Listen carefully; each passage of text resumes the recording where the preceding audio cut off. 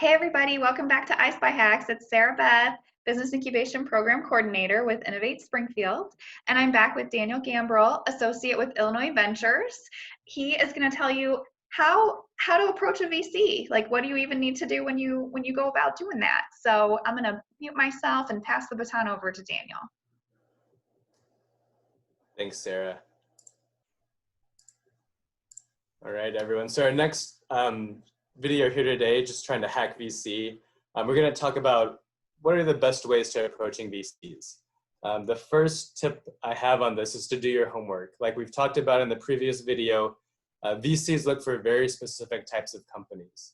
So make sure when you're reaching out to investors or you're trying to get referrals to investors, you know why your company specifically is a good fit for that firm. So just a real quick example on this is Illinois Ventures. Illinois Ventures only invest in startups that have some connection to the U of I, whether it's as an alumni, a student, a faculty across any of the 3 campuses in the U of I system.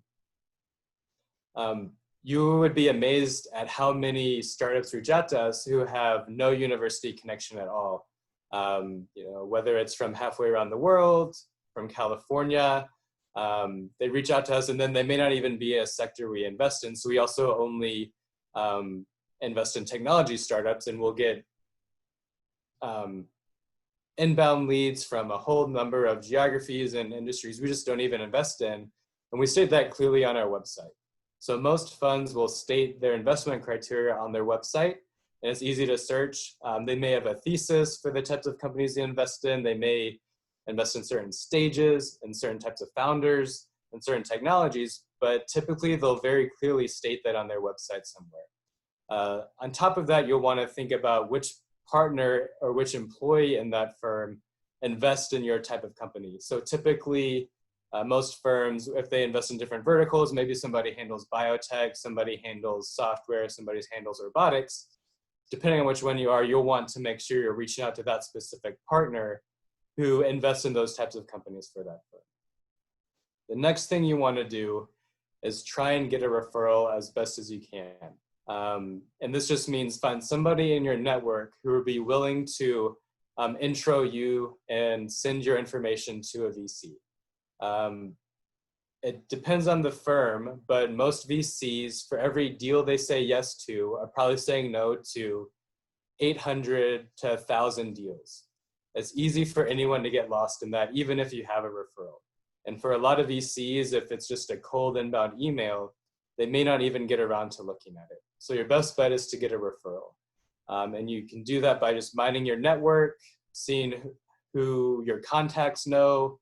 But the types of people who make referrals to VCs are typically other startup founders, other investors, lawyers, maybe accountants, consultants, or just people who are very familiar with different startup ecosystems.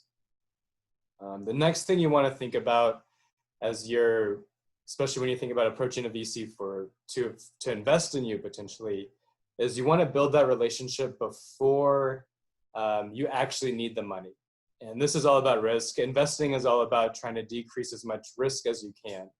And as we talked about before, the people, the team of that startup is a very big component of us thinking about how risky an investment is and if we want to do it.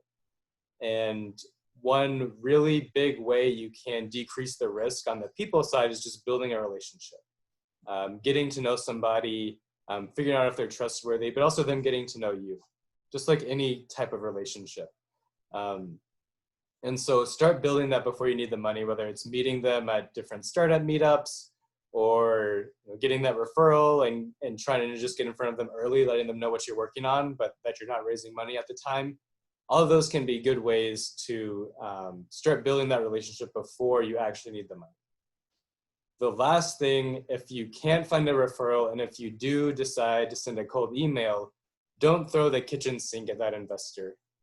Don't add your deck and your executive summary and a whole 20-page business plan and a super long email about why they should invest in you. Succinctly explain in a few bullet points why your company specifically fits them and what that firm invests in, and give them a call to action, letting them know, you can send a deck, happy to hop on a call, happy to give them a pitch, but really explain to them very succinctly why exactly they should be looking at your company that should align with all the homework you did, whether it's past investments they made, their investment thesis, the stages and geographies they invest in. Make sure that information is in there. Show that investor you've done your homework, and show them why your company is one they should invest in very specifically. Don't send out a generic template.